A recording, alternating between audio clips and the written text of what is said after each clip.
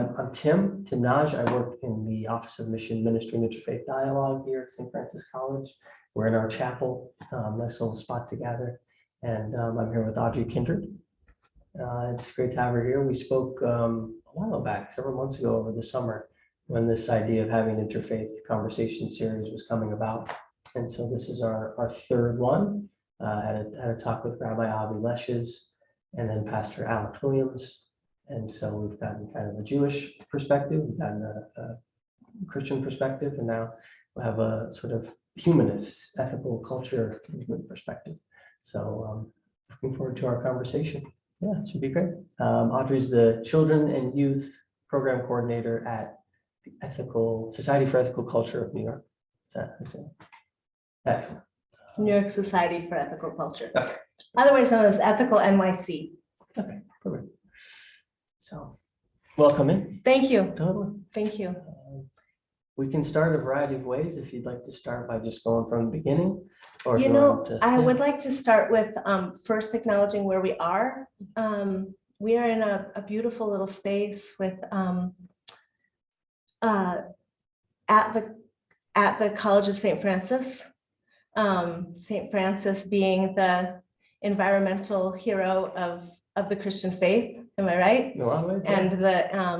And the lover of animals, the carer of the environment, and that's the figure who's behind us, holding the space for us. And if you want to stretch your arms, you might take a little mindful moment with your own body to take a big breath and hold the space that you're in, and really just value that we are here together in a big, wide open humanity.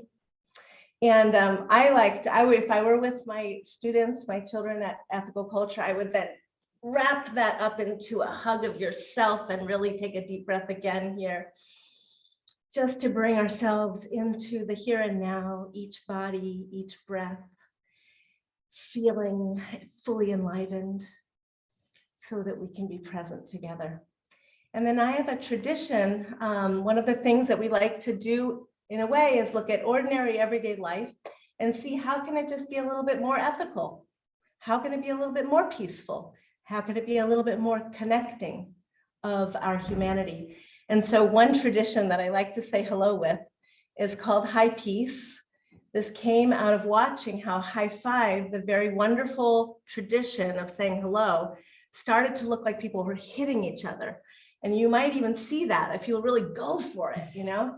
So I wanted to make something that was just the mindful high five, which is high peace. So you could take your peace fingers, 2 fingers, and then just meet each other's. And if you're on your own there, you can do 2 peace fingers and meet each other. Just so that you have that affirmation of a value system that we're starting with, which is our own inquiry about peace on earth as human beings. And finally, I'd like to say that we are here in Brooklyn and give a land acknowledgement. We are on lands originally stewarded by the Lenape people. And I like to give that acknowledgement just to see that we're part of a very big picture, not just here in this present moment, but part of a world that has care to take, that strives to take care, and that story is big. So with all of that in our hearts, I think we lay the land for a good conversation. Absolutely. Thank you. Hearts filled already, so we'll just have it overflow. It'll be great. Very good. Yeah. So the next move, I don't know, we could either talk about sort of how this all started and sort of your origin story, if you will, or go into a little bit about ethical culture right off the bat and talk about that. Let me weave them together a little bit. Perfect. Okay. As an individual, I've come through a life of knowing many faiths. None of them were my own, but I was always very privileged to be invited into them. Whether it was the Catholic churches of Fort Kent, Maine, or the Jewish Center summer camps of Columbus, Ohio, or the the meditation traditions that I grew to love through studying yoga, or whether it was the many people that I've met along the way in my travels who have been able to share from their heart center what they value, with some of them with religious names, others not. With that openness, I saw myself as a peace teacher and always yearned to find a place for that particular little need of mine, right? And so as I went into the arts and became a teaching artist, eventually I found this little gem, this little open-minded space called ethical culture. First, I found it in Brooklyn. Eventually, I found it in New York City, but it actually has little centers all over the United States in different places. It's a movement. Some people see it as a religion. It certainly plays that role for people who want religion as an open-minded but really inspiring place in their life. And it also serves as a community space. It serves as a social justice center for people to gather and grow together with that vision and priority, despite and beyond any belief systems. So this place of ethical culture, I have been teaching children in this world for over 2 decades. As I do it, it always renews itself. There's always the work of creating ethical education is a very inventive space for us on Earth. We have to really see who's in front of us, these particular children that we are talking to. So any needs that are their human needs are really the biggest priority. And in a sense, that is the ethical culture mandate, is to realize that we're human and that coming together as human beings is the first work of growing. And that one of the values of ethical culture, which is very revolutionary if you listen to me closely, is that in order to bring out the best in myself, I must work to bring out the best in someone else. That there's this work of bringing out the best in others and thereby bringing out the best in yourself. And so this is a dialogic space. And I love that. So here we are together to do that. Yeah. And with you, all of you who are here. Thank you. It's an excellent foundational perspective for, I think, moving forward. Like you said, dialogic, even us right now, of course. Yeah. So it's excellent. Yeah. Even just from what you just said, I'm curious of that sort of the necessity for innovation in curriculum and what you're doing, and how there might not be. I mean, how does that speak to your experience? I'm just thinking of all the connections that you've had from all your different experiences, faith experiences, exposure. How do you draw that in and kind of create those, teaching moments and things? Yeah. Well, one is to realize that ethics as a core center of humanity strives to grow in all of us. I think that I do think that people want to be good people, and that we don't always see that in each other. We often do feel our own good intentions, and they often come out in messy, crazy, terrible ways that didn't fulfill themselves, and then we get up and try again. I think that often what we can unify around through all interfaith work is ethics, in a sense, is our greater humanity, that we We want to be on a peaceful earth together. And we want to figure out that hard work. It's hard for human beings.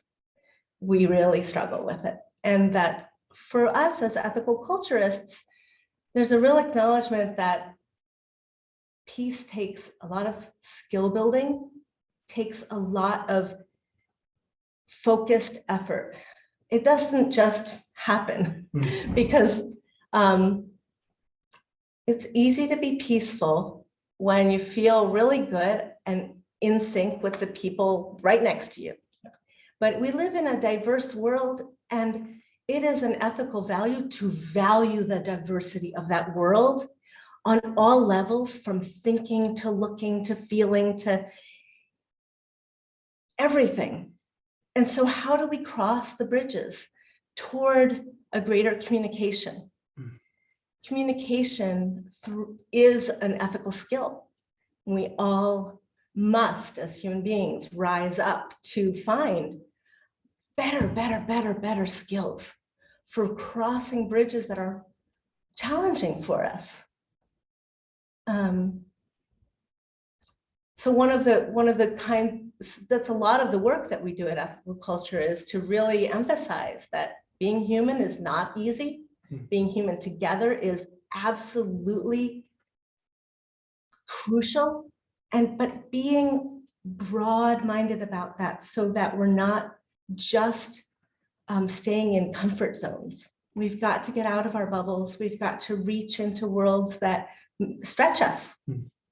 And that will take courage, it will take skills, it will take deep breath, it will take mindfulness, and it will take curiosity, wonder, and love. Yeah, well said. I mean, I think even just thinking about those terms, peace building, peacemaking, it is an active pursuit. It's going out there. So I feel like you're operating out of a foundation that you're building upon, to help others in the community, or those you're teaching to embrace that and continue those connections. That's great. Yeah. What are some of the origins of the ethical culture movement? Yeah. So ethical culture was founded in 1876. And if you can imagine New York City back in that time, just take your whole mind back there. It was a time that faced really different challenges than we do now, and some of the same, right? But the kinds of the need to make a better world is always literally right in front of us. We can see the glaring problems of our world, as did a young man named Felix Adler. He was he was only 23 when he was invited to his father's synagogue to give a talk in front of the congregation there. And he gave this talk where, as we say in ethical culture, we spell God with 2 O's, where he talked about goodness and never mentioned God. He proposed that there's a possibility that human beings could actually focus on here and now on earth together, making the world a better place. That mandate of goodness needs our whole heart and mind. It needs our deed and our duty. We must work together to create the solutions of the problems we see, a greater fairness and equity on this earth. And that we can do that despite and beyond our belief systems. Our belief systems might be very different from each other. That can be something we can be curious about each other and have that wonder about each other. But often, when we put belief first, we tribalize, and we stay within our belief system to do that work instead of crossing those bridges. And so it's really the work of ethical culture, he saw, was to create goodness on earth, despite and beyond any belief about things beyond Earth.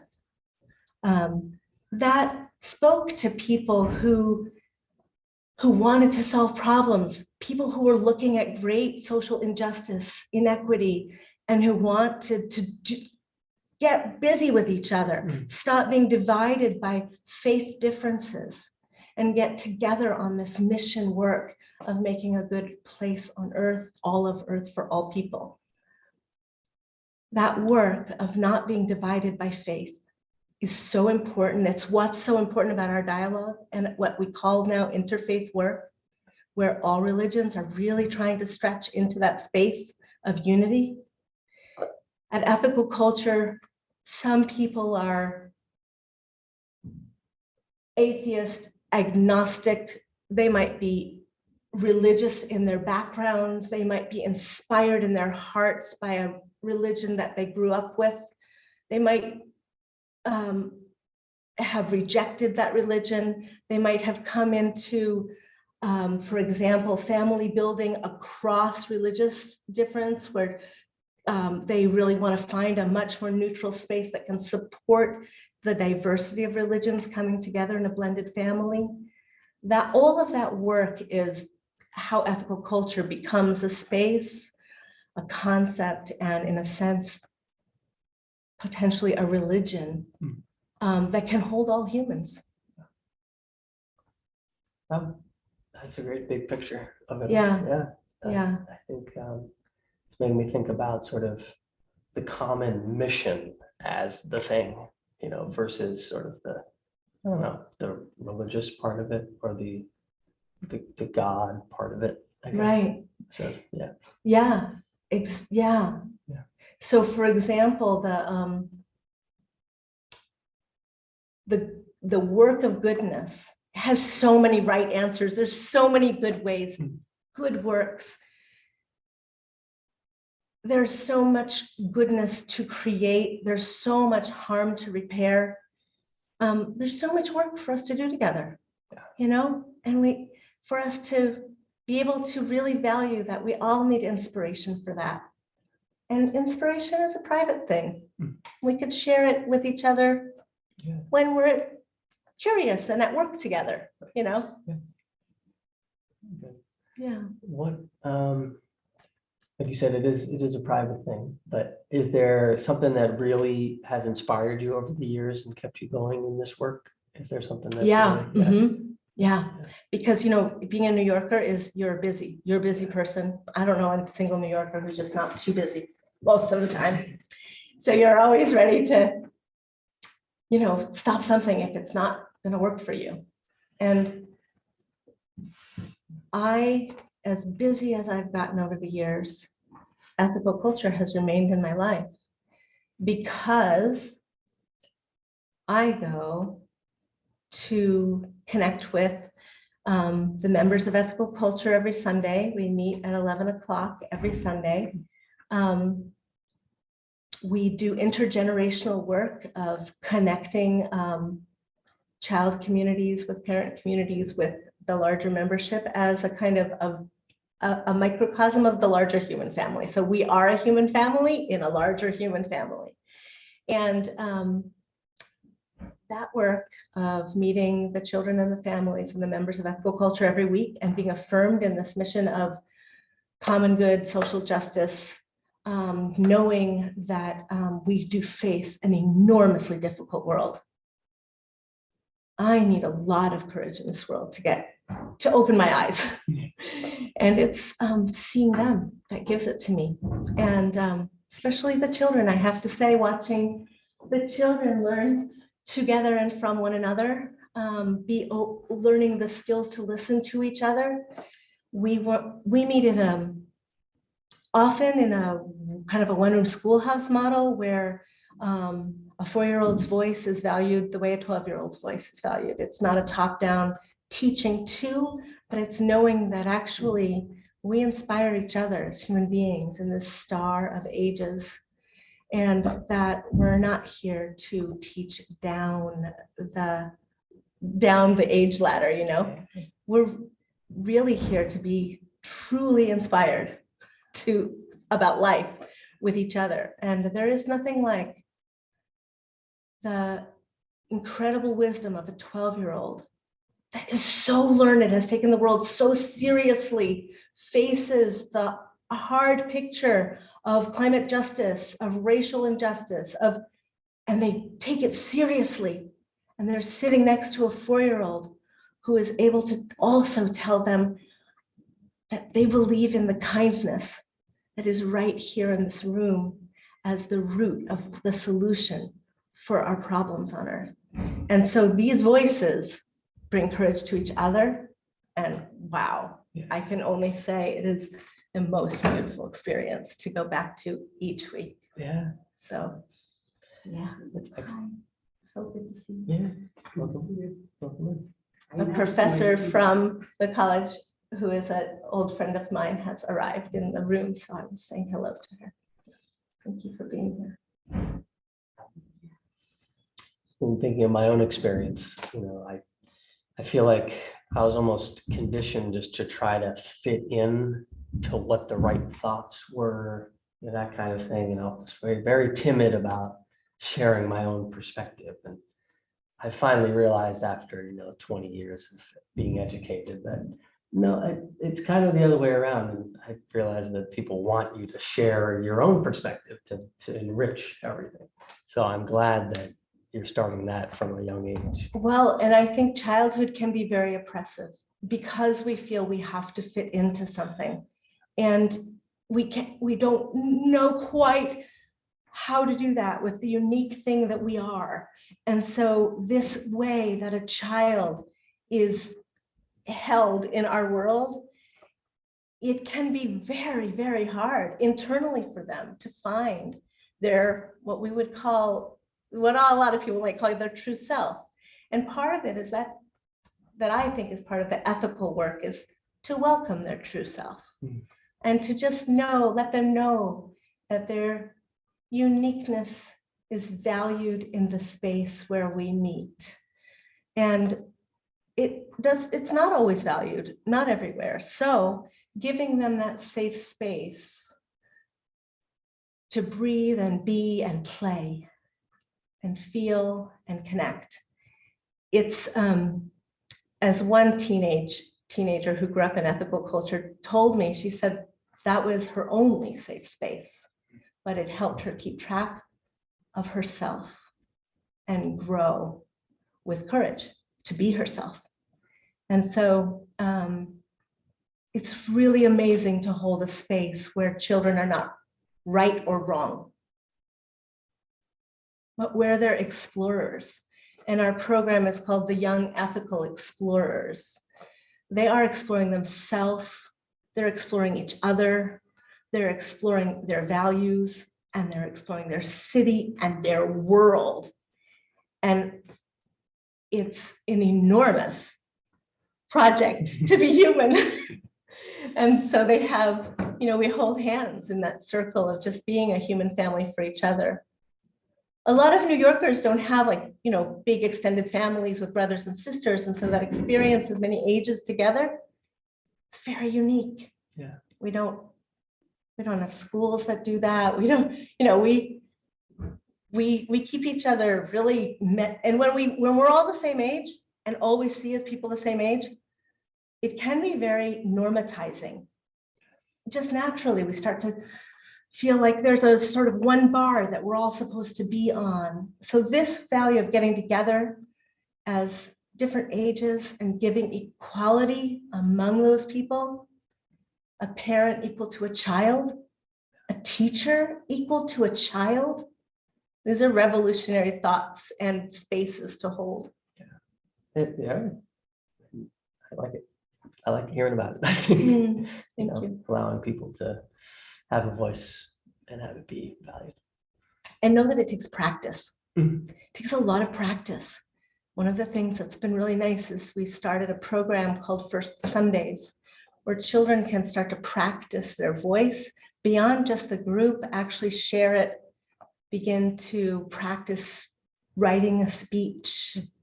Some amazing young visionaries are rising up. Yeah, that's cool. Yeah. You mentioned the, kind of this finding your true self kind of idea and embracing that. Can you pinpoint a moment where you felt like this is my true self? I'm going to backtrack Yeah. on that idea of the truth. We're really I think we are almost like a crystal ball. We're like, we're many within one, right? I mean, I say that to say how we grow and change is as valuable as who we are now, right? In fact, growing and changing is our human, it is our human privilege. It is our human mandate. And one day where I don't learn and grow, I actually become sadder. So I'm literally always, working on that and being willing to change, and develop. That's what we do when we meet others, right? And we really meet them. We really impress upon each other and we grow, right? Yeah. So I say true self, but what I really mean is growing self, being able to breathe fully, know that you're okay, know that your growth is welcome, know that your experiments of thinking and feeling are important and that they are a complicated path. And rather than that everyone else around you has it all worked out and you're the only one who's just panicked inside and wondering what to do right or wrong. No, this is our human way. And then when I often tell the kids, it's embarrassing sometimes to grow together, especially when you get to, I want to say middle school, where all these huge things are happening within, right? And then we can be embarrassed by life and by the questions and curiosities we have. And then if we can acknowledge that, wow, yeah, let's be embarrassed together instead of all alone. Right. Yeah. Excellent. Excellent. Yeah.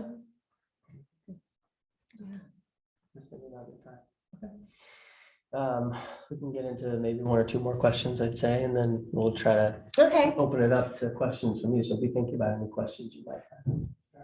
Well, I want to say that ethical culture is an organism of a community space for people.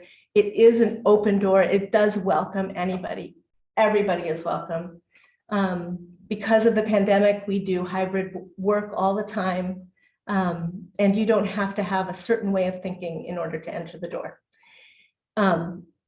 And that the work of the organization there's a larger kind of umbrella organization called the American Ethical Union. That work of being an ethical culture is actually the work every human being is already doing to create their better world every day, to contribute to each other's lives in a positive way. That is creating ethical culture without a capital E and C, like an ethical culture. And may we all unify on that work and let ethics be a very cool word in our guiding selves, guided selves. And we do a lot of projects that therefore weave into the worlds around us because there's so much ethical work being done, so many striving, beautiful projects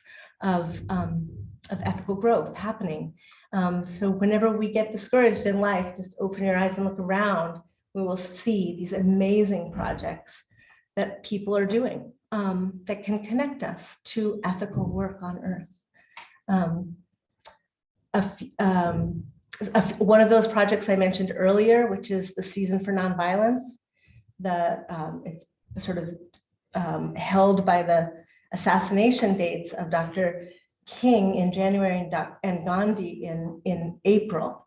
And it's a commitment started by those two families coming together to invite the world to say, hey, peace is not easy. We can see that.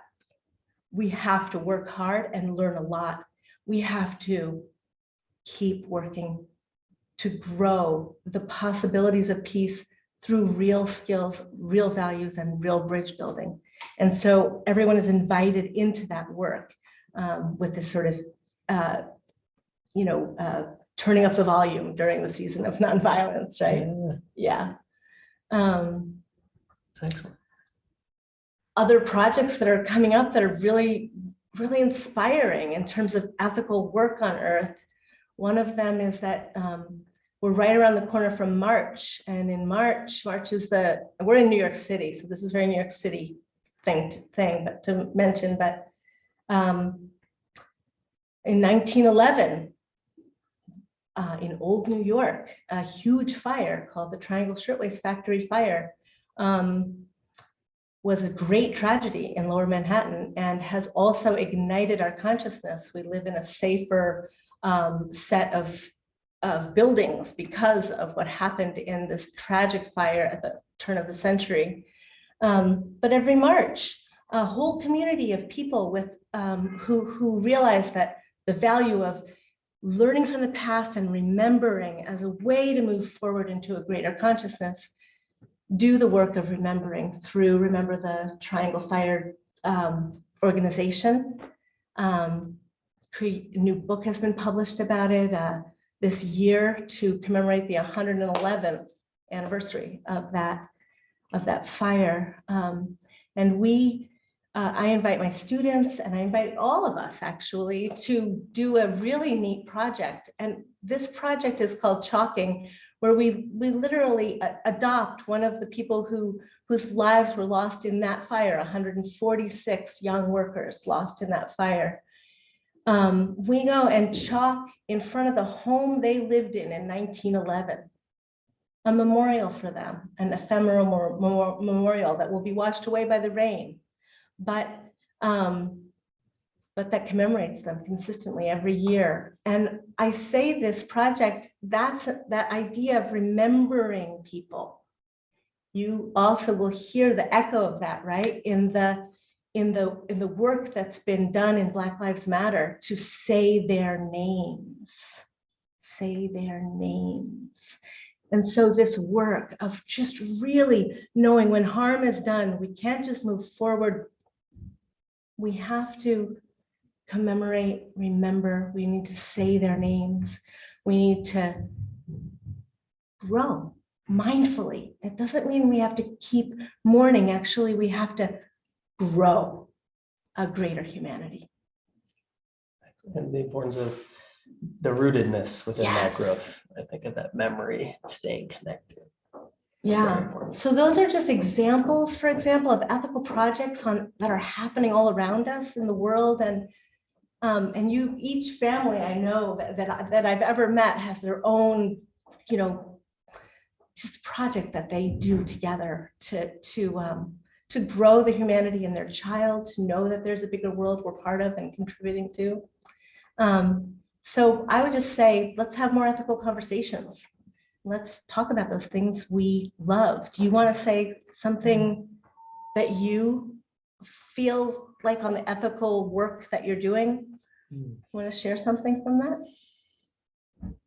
I think, just I've really enjoyed these conversations, and trying to get more people in dialogue, with us at the college and kind of what we're doing and what our vision is with our office, and kind of trying to do all the three things in our office: mission, ministry, and interfaith dialogue, but to really get a bigger grasp on that interfaith dialogue part of it, and try to say, where are those common missions that we can really be helping each other out with, and what are different that you talked about, kind of the importance of growing with others and being alongside them, and thinking about that as the soil, maybe, like how can we enrich each other's soil and give us more nutrients to grow in new ways that we wouldn't have thought of. Nice Franciscan metaphors. I've I like been it. here long enough, I guess. So. Yeah. I'd like to actually invite Augusta Palmer up for a second just to share on that question. Augusta is a professor here. She's a parent of a beloved student of mine. And hi, so glad you're here. Nice to be here. Would you like to share an ethical mandate in your own life? I know you've Yeah, I don't need to say Sure. more I'm about thinking- I'm that. thinking about which one. I know, right? Move over a little bit more, so you're more in the picture. There we I go. never like, maybe I can take my mask off for Yeah. this occasion. So I think, I marched in Black Lives Matter demonstrations and stuff like that. And so that DEI, diversity, equity, and inclusion efforts are very important to me. In fact, we've done that together. Yes, which is nice exactly. to remember. That's what I was just thinking about. Very Yeah. nice to remember. With my son Nicholas as well. So, but for the last several years, I've been working on a documentary that is about blues in Memphis, Tennessee, and my father was a white historian of the blues, and so I think I'm interested in the story, and that's part of why I'm working on it. But I feel like it's really is my ethical duty to be thinking about the ways that people in the 60s, for example, were a lot of them who are blues lovers who are white were trying to do good, but not very aware of their white privilege. So that's part of my legacy, is to like work that out and think about what that means to me, just examining life and making media about that if I can, and thinking about those concerns and what it means to be a citizen of this country with all its faults and its bright points too, and how to make it a little bit brighter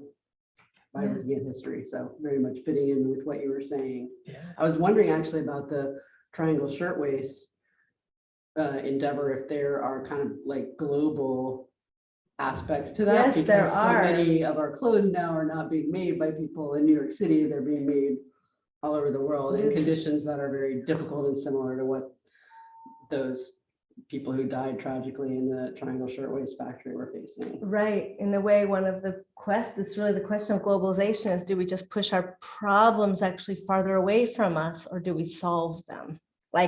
Right. And so I think that is the question of our times. I think the global consciousness that we have of harm done when you just push something farther away from you is really unignorable. It's finally unignorable. And wow, do we have a lot of work to figure out how to proceed on Earth as one human family with one Earth. It's something that, ethical culture with the children, we really do talk about this a lot together.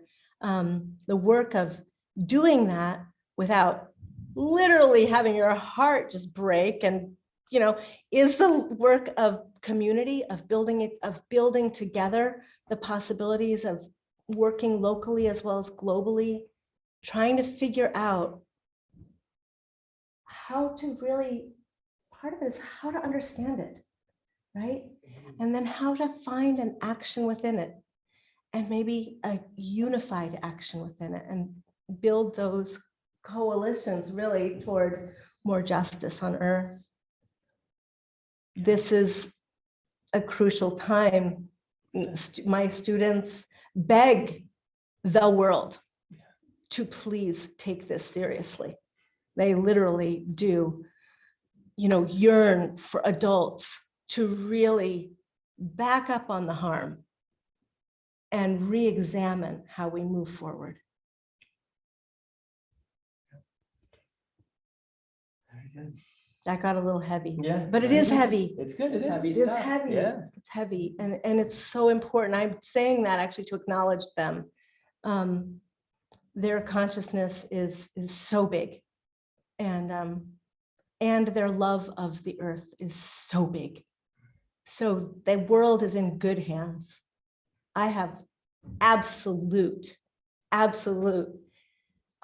faith actually in this human future to solve the problems that we have to.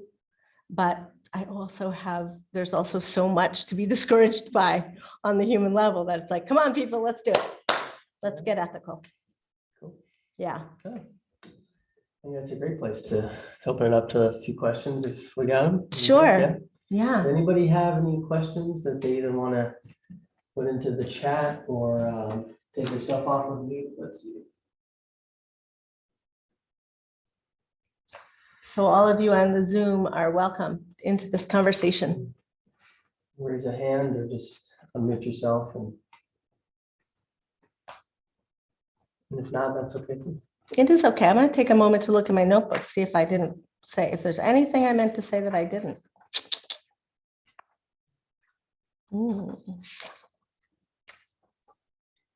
I would like to say something. Like, I loved every part of this little session that we have here, and it is true we need to be more open to have conversations regarding, especially the most difficult topics that we might think, oh, it is too tough, it is too much to discuss, and we are never going to be at the point. And if we have we already say this, we are already making a goal that is never going to happen if we set our mind to that part. So being open to not only to have a conversation, but also to listen attentively, it's key for us to solve problems that are affecting our community. And when we say, like, how can we solve these huge problems that seem to be out of our hands, what would be your answer to that? Like, how can you say, well, you don't need to be someone who is utterly famous, like the president, to start solving problems? You can start doing it by 1% at a time. How can you start doing some things, little things like that? I think one of the things you said that was so important on the how do we do that, is listening. I think that's really big. It's one of the biggest ethical skills that we can grow. And I think that breathing while we listen is important, because the things that challenge us, if someone says something that hurts or doesn't jive with my system of belief, or we get triggered, right? And we close down, we literally close our doors when we get triggered in our bodies and in our minds. So the mindfulness work that it takes to listen to each other is literally, how do we embody ourselves? How do we breathe as we see something difficult or challenging? How do we then grow ourselves to think about it instead of blocking it out? And know that we're not there just to be, we're not with other people just to be stuck in ourselves. Our work as human beings is about being together. It's the dialogue between us that is humanity. It is not the human alone. It is the dialogue between us that is our humanity. And it's where we grow. But we do need, like, literally each one of us, yes, can breathe deeply and listen more deeply, and think more ethically. And that partly has to do with, despite my biases, and that are going to biases will always inform our intentions. It's so hard to unpack that and get unbiased. I'm saying that to say, be real with yourself, open yourself up, know that it's hard. So give yourself empathy, saying, yes, this is hard. I have just heard something that is hard for me to hear. How will I wrap myself around this? How will I come into dialogue with someone who I don't agree with? How will we grow together? How can, I can't sit here and need somebody else to change, or they will want the same from me. How can we do the work of our world together? Part of that is maybe to recognize harms, recognize and be able to say them out loud. Stand up for them. Stand up for harm that isn't just in you, but You see it outside of you, stand up for it. Help each other in really the work of life.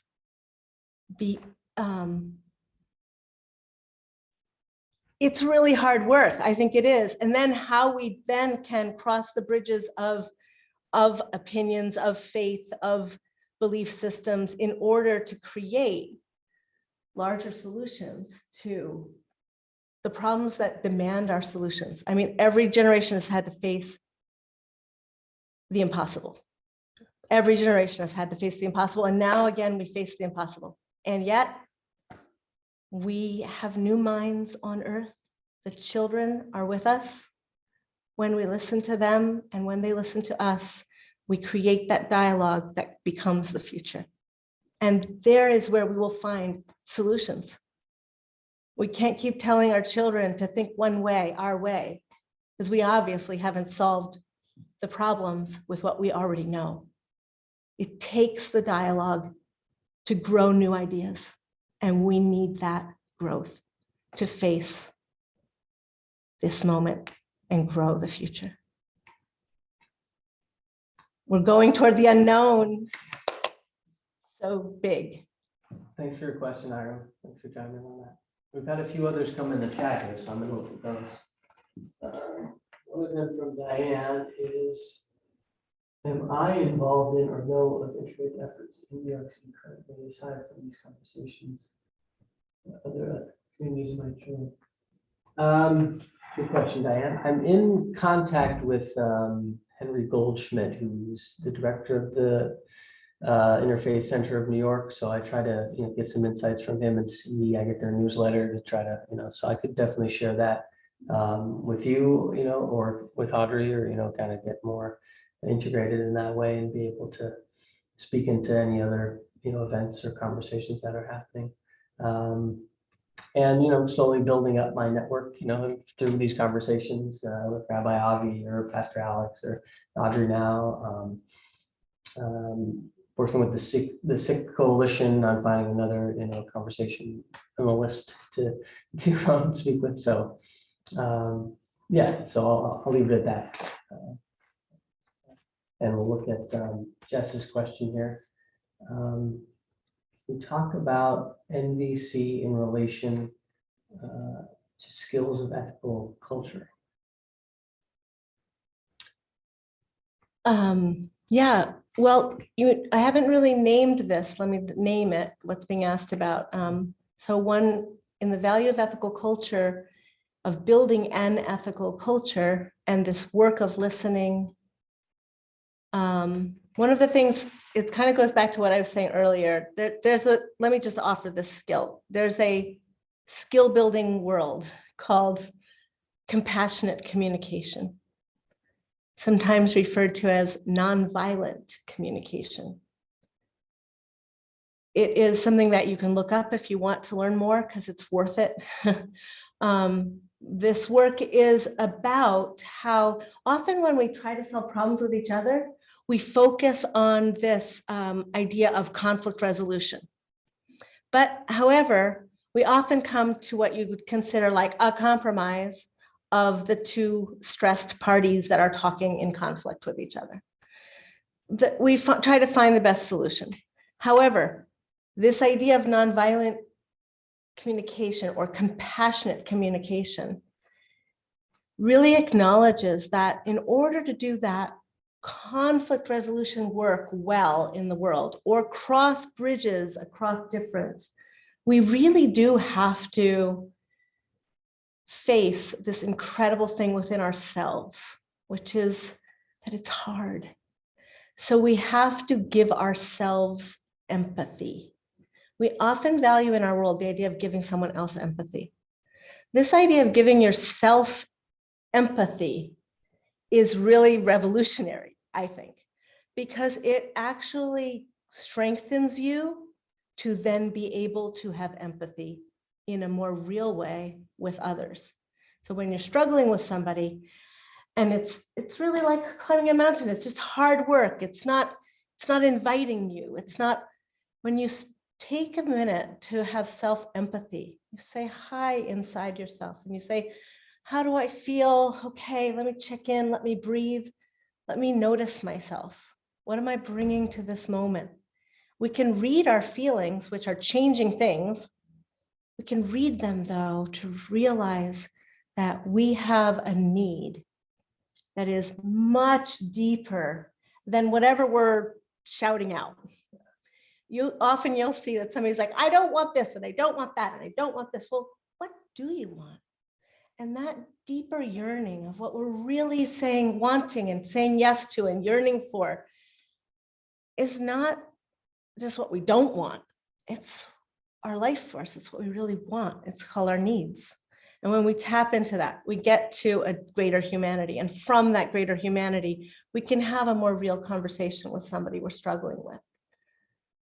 That work takes that, what I often use this lemniscate, this infinity symbol, because it takes that weave from yourself to others, that you have to weave inwardly to bring out the best in others, to bring out the best in yourself, to bring out the best in others, to bring out the best in yourself. And that is really hard mindful work.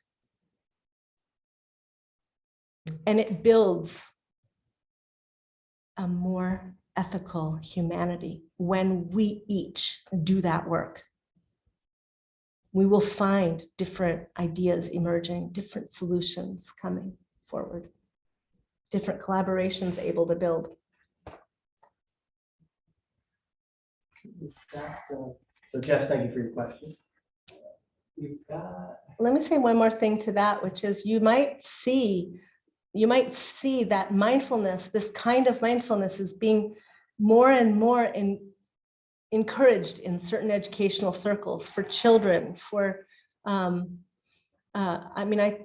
I consider myself part of the revolution that helped that happen. I went into public schools as a yoga teacher for 15 years to try to bring that mindful work into schools. So we have a generation that is more in touch with a mindful approach to each other and themselves. Then we might, we have more skills in our young people growing. Let's support that. Let's support them. More and more growth every day. Very good. Well, it is 4 o'clock, so I want to be mindful of everyone's time. I know I've got a meeting right now. That's okay. I'll be a few minutes late because it's worth it. But so I wanted to thank you all so much for tuning in. Can we give Audrey? Yeah, exactly. Let's give all of us and let's give each other a high piece. We like to bop high piece to each other this way now that we're in the pandemic, not so much touching, but you can give yourself one too. And sometimes I like to even tickle my heart just to remind myself of that. Oh yeah, I'm plugging in to that part of myself. Excellent. Thank you guys so much for coming. Yeah. So nice to see who came today.